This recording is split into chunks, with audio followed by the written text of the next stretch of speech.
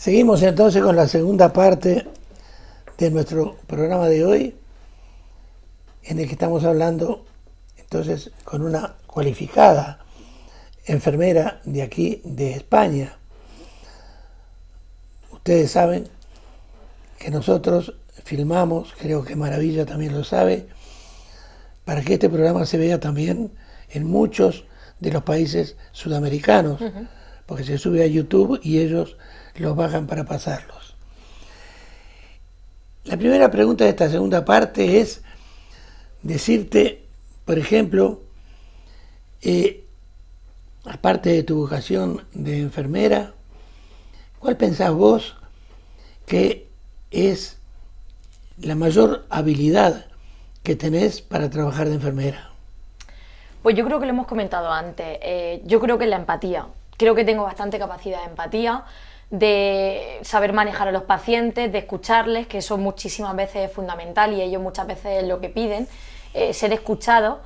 Entonces, más que la habilidad técnica, que por supuesto también me encanta realizar técnicas como tal, creo que la mayor habilidad es esa capacidad de comprensión y esa capacidad de trato de los pacientes, esas palabras amables, esa empatía que decíamos antes que hablábamos sobre ella. ¿Te sentís cómoda trabajando siempre? Donde hay una empresa, evidentemente sería un milagro que el 100% del personal que trabaja allí se lleve bien. Siempre hay un montón de cosas que acercan o separan a las personas. Pero en el trabajo de ustedes, como en el de mi hijo, yo creo que vos me lo vas a explicar y se lo vas a aplicar a los televidentes. Creo que es diferente. Creo que esa separación que puede haber en cualquier otra profesión, en la vuestra, creo, vos me lo vas a decir, creo que en la vuestra no existe. Vos te sentís cómoda con todos los médicos y enfermeras con las que te toca trabajar, tanto en el ambulatorio como yendo a una urgencia, por ejemplo. Sí, nosotros, al menos en Cejín, creo que formamos un gran equipo, nos llevamos todos bien, hay un buen ambiente de trabajo, hay cordialidad. Creo que eso es fundamental y creo que en el trato al paciente es fundamental que se trate desde un ámbito holístico, desde todos sus aspectos. Entonces, un equipo multidisciplinar de médicos, de enfermeros, el equipo de administración, auxiliares, celadores, nuestra fisio, nuestro odontólogo, nuestra higienista, matrona, trabajadora social, es decir, todo el equipo, y perdonad si me dejo a alguien que creo que no, todo el equipo es importantísimo a la hora de tratar a un paciente, porque si yo lo trato desde mi nivel propio, enfermero, y voy independiente del médico, y voy independiente de administración si necesita cita o de fisio, creo que el trato que se le da al paciente no es el correcto. Entonces yo creo que trabajar todos juntos, en el mismo camino, siguiendo la misma dirección, creo que es algo básico para el paciente. Y que un equipo multidisciplinar como es el nuestro, creo que es fundamental para que el trato que se le da sea el que el paciente necesita, porque creo que necesita una pincelada de todo. No vale que yo trabaje de forma aislada o que el médico trabaje de forma aislada. Yo te debo decir, y me da pena decir esto, porque yo soy charrúa por sobre todas las cosas, como Suárez, como Luchito Suárez, el jugador del Atlético de Madrid. Y me da pena decir que tanto en Uruguay como en Argentina, los celos, la envidia, por sobre todas las cosas, no solo en enfermería, sino en muchísimas otras profesiones, afloran a cada momento.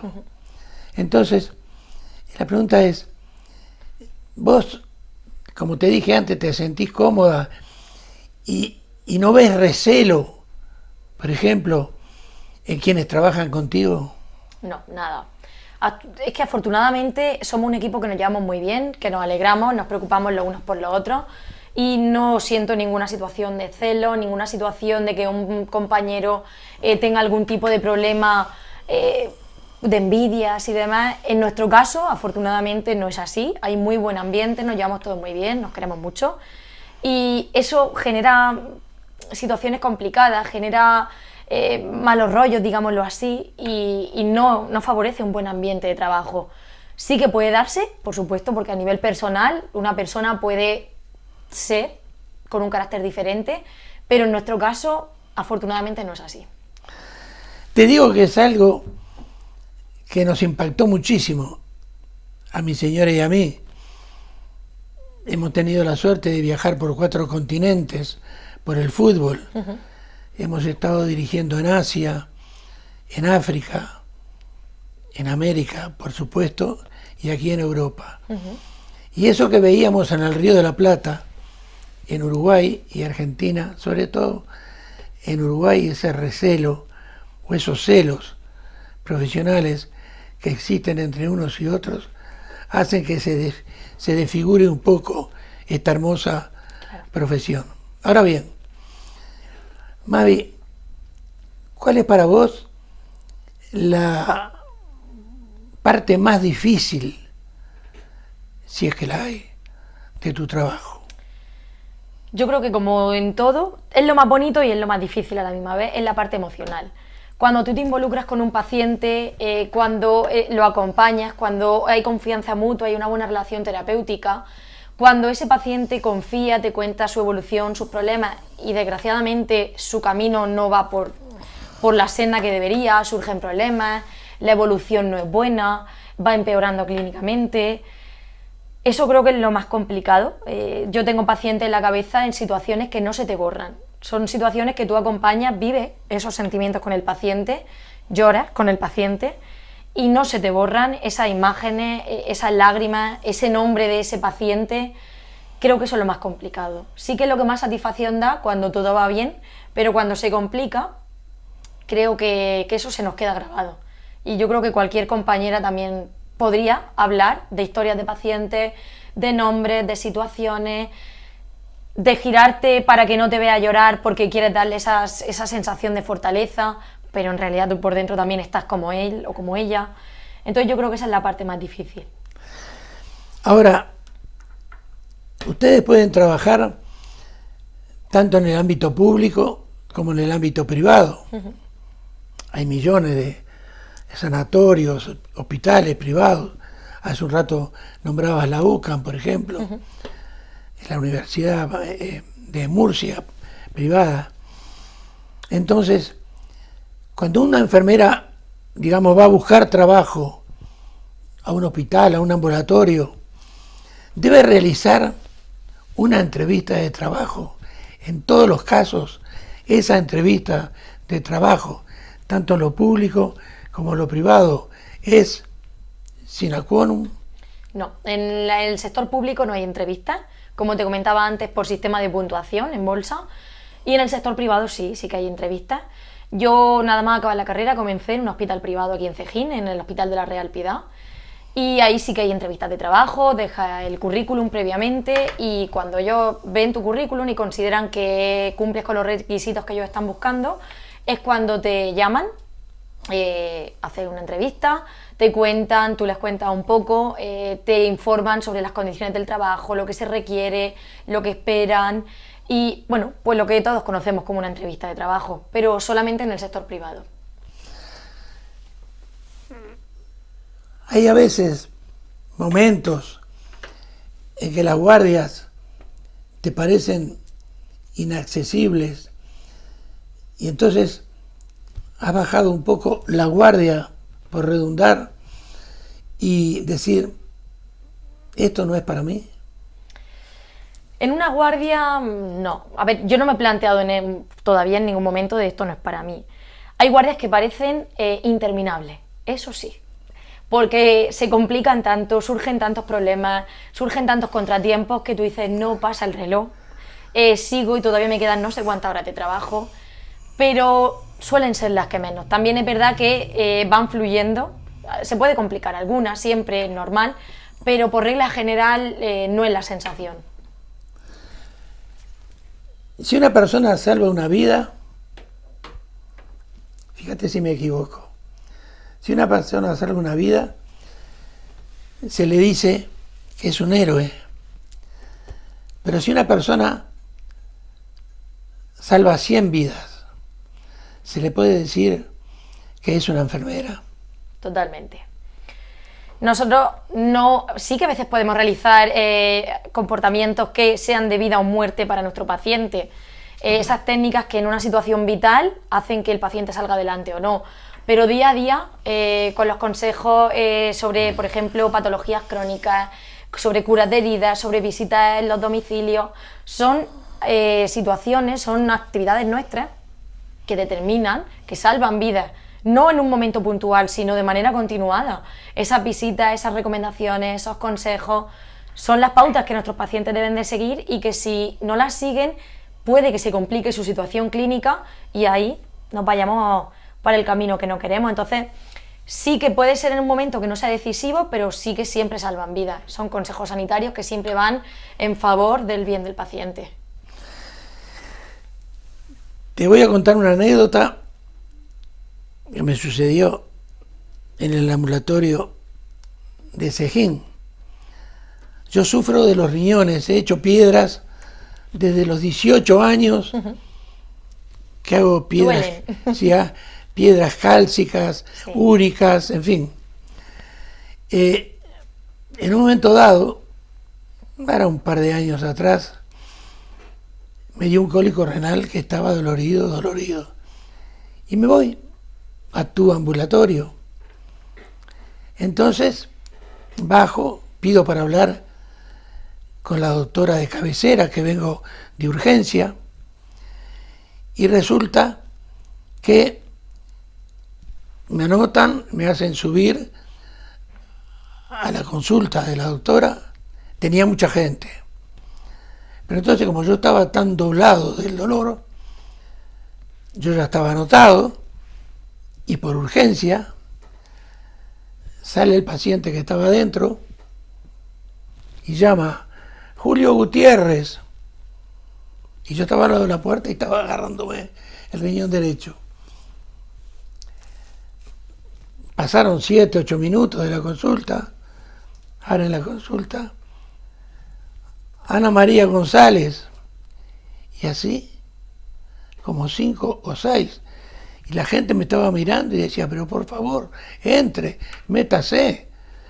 Yo respetaba, pero ya como el quinto o sexto paciente, desde la puerta, mientras otro paciente entraba, dije: doctora, tengo un cólico renal tremendo, estoy muy dolorido, necesito que me haga dar un calmante. Y ella me contestó: ¿y cómo sé yo, dice, de su dolor?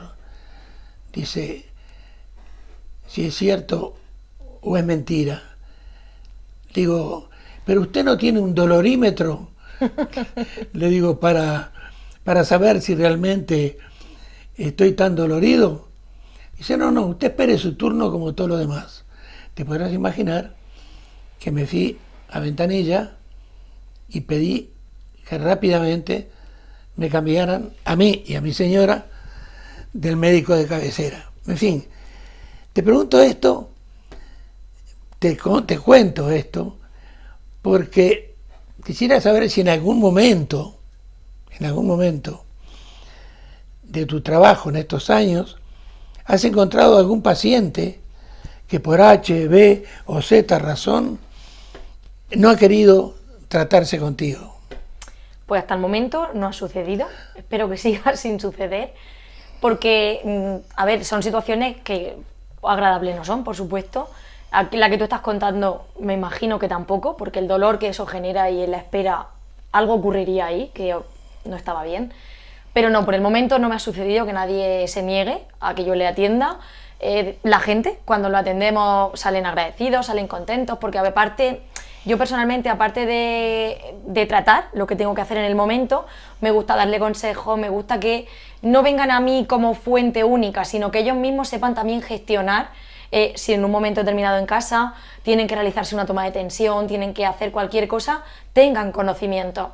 Es decir, antes se llevaba el modelo paternalista, que nosotros los sanitarios lo hacíamos todo por el paciente, y ahora ese modelo se ha quedado un poquito atrás y lo que se trata es de empoderar al paciente, de darle conocimiento, de darle capacidad para que sepa en determinadas situaciones gestionar. Entonces, pues bueno, una escala para el dolor te hubiera venido bien. Se llama la escala visual analógica, EVA, y se puntúa. Si tú lo hubieras sabido, pues por ejemplo, le hubieras podido decir, tengo una puntuación de 8, por ejemplo. Entonces creo que eso es importante y eso los pacientes lo reciben y hasta el momento no he tenido ninguna queja con ninguno. Ahora, Mavi, ¿qué es lo que vos hacés con los pacientes hipocondríacos que van a tu consulta? ¿Los sacás a puntapié? No. Intento, como te digo, explicarle. Intento decirle que la televisión da noticias, las noticias que a veces le interesan, sobre todo con esto de la vacunación.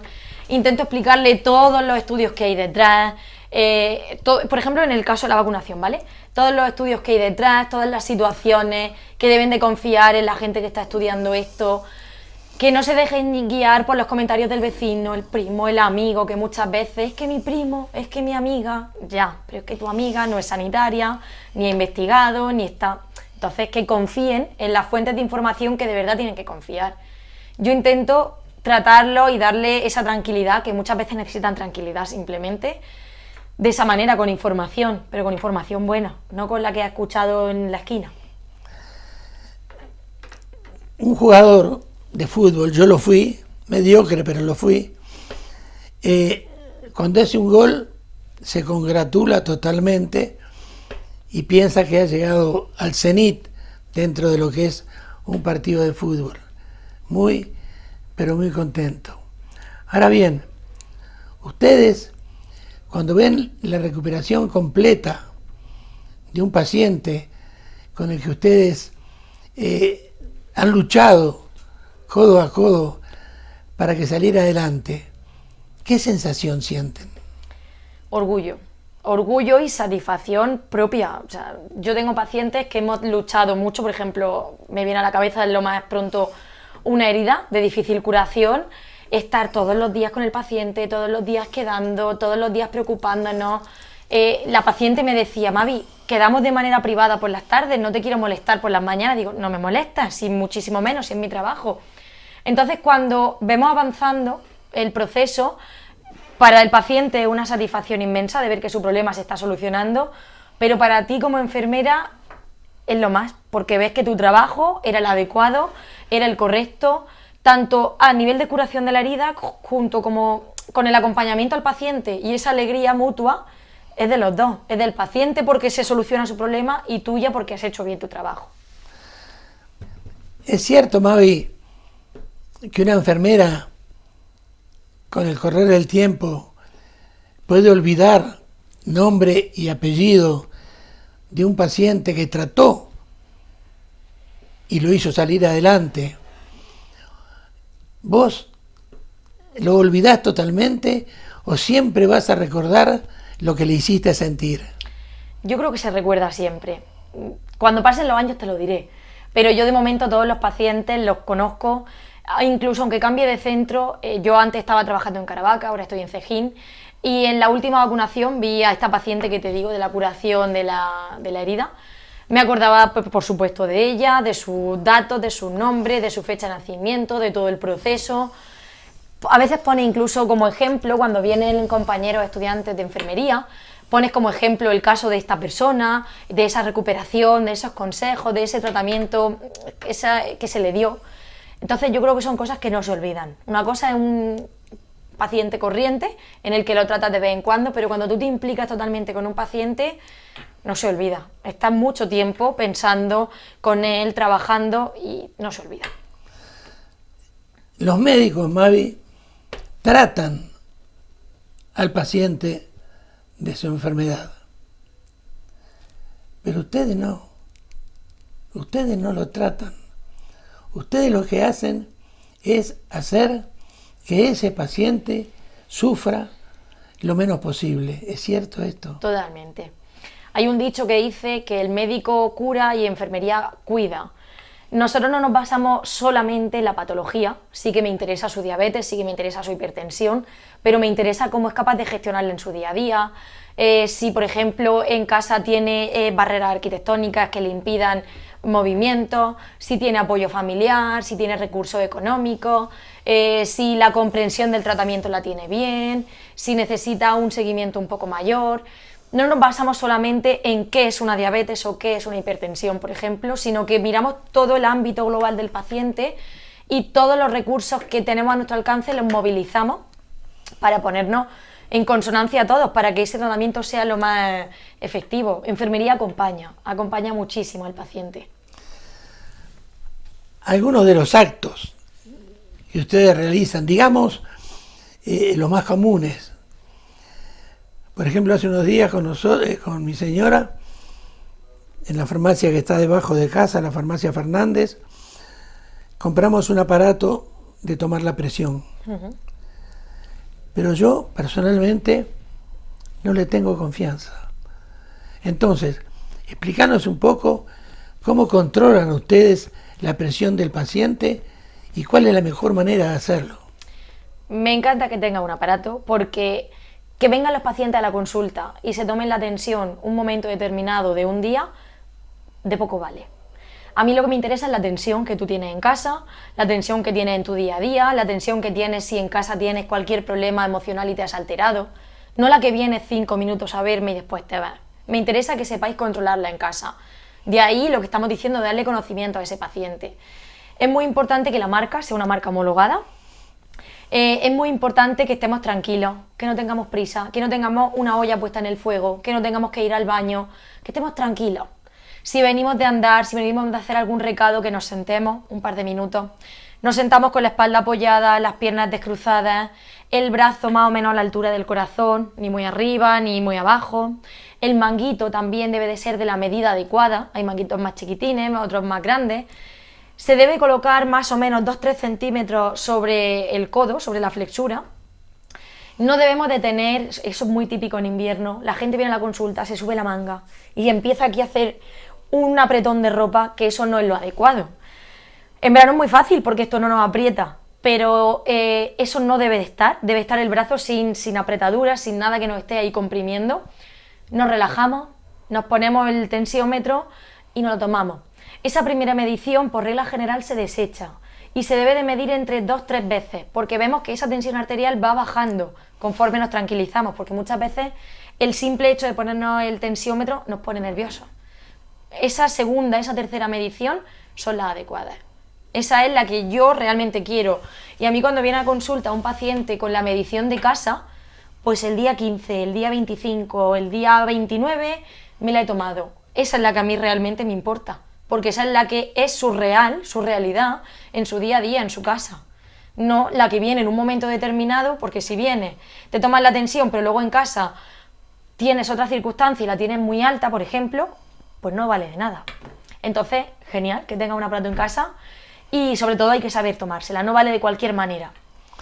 Ahora bien, te cuento que cuando estaba en facultad e íbamos a quirúrgica a hacer extracciones, ustedes eran un desastre.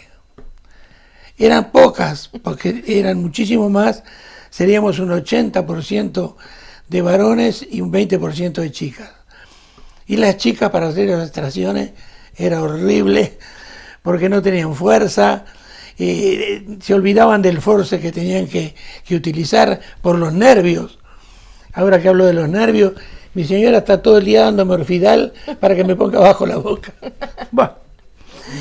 Ahora bien, cuando vamos a hacernos una analítica, sí, allí al ambulatorio, tanto mi señora como yo miramos para adentro y rezamos para que nos toque aquella o aquella y no aquella. ¿Cómo se realiza una buena extracción de sangre? Bueno, tengo que decir que se os nota mucho cuando venís nerviosos, cuando venís con un miedo tremendo, porque ni nos miráis a la cara, giráis la cabeza y que sea lo que tenga que ser. Entonces intentamos tranquilizaros ahí en ese primer momento. Y bueno, si te cuento un poquito la técnica, es muy importante, primero, en primer lugar, descubrir el brazo, poner el compresor, que es la gomita, que tanto os molesta, tanto os pellizca, realizar una palpación. A mí hay pacientes que vienen y me dicen, no, aquí se ve. Yo no quiero verla, yo quiero notarla, porque muchas veces lo que vemos no son venas de un calibre adecuado, son venas muy finitas, entonces nosotros las enfermeras tocamos. No os pongáis nerviosos porque toquemos, porque más vale palpar bien que no ir a la ligera porque el paciente te ha dicho y luego que no sea. Que también os pasa que os ponéis muy nerviosos cuando empezamos a tocar. Realizamos la palpación, cuando tenemos la vena localizada, lo que hacemos es que desinfectamos la zona y luego cogemos el material necesario. Bueno, aquí tenemos diferentes marcas, tenemos Vacutainer, tenemos jeringas, tenemos unas agujitas que nosotros llamamos de bebé, que son las palometas, tenemos diferentes materiales. Seleccionamos la que es más adecuada para el tipo de vena, para el calibre que tiene y realizamos la punción sujetando la vena y a partir de ahí pues ya sacamos la sangre, llenamos los tubos y después, muy importante también, siempre decimos apriétate fuerte 5 minutos con el brazo estirado y lo primero que hacéis, doblar el brazo y quitar el algodón a ver si sangra. No, no, por favor. Apretad, porque luego salen los morados. Los morados simplemente salen de no apretar. Apretar y apretar conforme os dice la compañera, que es con el brazo estirado, haciendo la presión y sin levantar. Porque si levantamos estamos rompiendo ese coágulo que se está formando en el momento. Entonces, pues bueno, a grosso modo, esa es la técnica que utilizamos. Fíjate, Mavi, que este domingo pasado, el 16 de mayo, cumplí 82 años. Madre mía. Entonces te cuento que mi abuelita, te podrás imaginar que ni siquiera era del siglo XX, Sí. era del siglo XIX, de fines del siglo XIX. Cada vez que había que tomarme la temperatura, lo único que ella tenía era la palma de la mano. Si tenía o no tenía fiebre. Pero claro que con el paso del tiempo y todo avanza a pasos agigantados, hoy día, ¿qué es lo mejor para medir la temperatura? Bueno, hoy en día tenemos termómetros digitales, se han implementado mucho más en todos los servicios con el tema del COVID. Antes estaba el termómetro también de oído, el termómetro timpánico, pero ahora nos han traído sobre todo termómetros digitales que parece una pistola, no lo es ni mucho menos, pero nada, con un simple disparo a unos centímetros de distancia del paciente tenemos la temperatura. Los termómetros de mercurio antiguos se han desechado, no son adecuados y en los servicios pues podemos tener tanto, termómetros timpánicos como los que son un poquito de distancia, que son infrarrojos. Como última pregunta entonces de la entrevista, yo te preguntaría, es una curiosidad simplemente que tengo, ¿cómo hacen ustedes para asear correctamente a un adulto mayor? Mire, el aseo es algo fundamental, porque el aseo por higiene y por prevención de heridas, por prevención de úlceras. Si un paciente está bien aseado, va a tener menos probabilidades de generar una úlcera. La higiene es fundamental y lo que se tiene que hacer, bueno, pues controlar el ambiente de la habitación. Si estamos en una habitación que hace un frío tremendo, por ejemplo, no es adecuado. Que el ambiente esté bien, que la temperatura del agua esté bien, utilizar un jabón adecuado. Y se empieza a asear al paciente por las zonas más limpias hacia las más sucias. Siempre empezaremos por la cara, por los brazos, por las manos y siempre lo último dejaremos que sea la espalda, la zona genital. Vamos de lo más limpio a lo más sucio. No se frota, se pasa con delicadeza la esponja, la toalla, lo que tengamos en ese momento. Se enjuaga muy bien, tampoco se dejan restos de jabón. Y también muy importante luego hidratar la piel. Son pieles más frágiles, más finitas, que requieren de muchos cuidados para cuidarlas, valga la redundancia, y que no se irriten. Y también es muy importante esa hidratación con un masaje suave. El típico masaje fuerte que nosotros nos damos tampoco es adecuado. Entonces, pues, una higiene donde el agua esté bien controlada, donde se den pasadas suaves de la zona más limpia hacia la más sucia y luego secar e hidratar sería lo correcto. Muy bien, terminamos diciéndote que a través de mi supina ignorancia acerca del tema, seguramente he dejado preguntas importantes en el tintero. Para terminar, entonces, ¿qué agregarías a las personas que nos están viendo acerca de los enfermeros? Bueno, creo que hemos hablado de mucho y creo que han salido temas muy importantes y bueno, pues decir que para mí la enfermería bueno, suena cursi, pero para mí la enfermería es un arte, es una profesión con muchísima vocación, que yo por supuesto la recomiendo a todo el mundo. Es una profesión para mí la más bonita del mundo, que estamos con el paciente, que siempre vamos a estar con el paciente, siempre vamos a ir acompañando y que es algo que creo que se tiene que llevar dentro. Y bueno, por esa parte, nada más. Y luego pedir, por favor, cuidado, seguir las recomendaciones a toda la población en toda la pandemia que no hemos salido de ella. Pedir prudencia, pedir que se cumplan las normas, que ahora nos van suavizando un poquito las normas, que no nos vuelvan a poner normas muy estrictas por nuestro comportamiento. Entonces, pues nada más. Gracias de verdad por haber pensado en nosotros, por visibilizar la enfermería, que muchas veces nos quedamos un poquito en la parte oscura. Y nada, creo que hemos hablado de todo lo importante. Muy bien. Termino entonces esta entrevista repitiendo algo que les dije en el primer bloque y que me parece importante. Si una persona salva una vida, es un héroe. Pero si salva 100, seguramente es una enfermera. Hasta la semana que viene.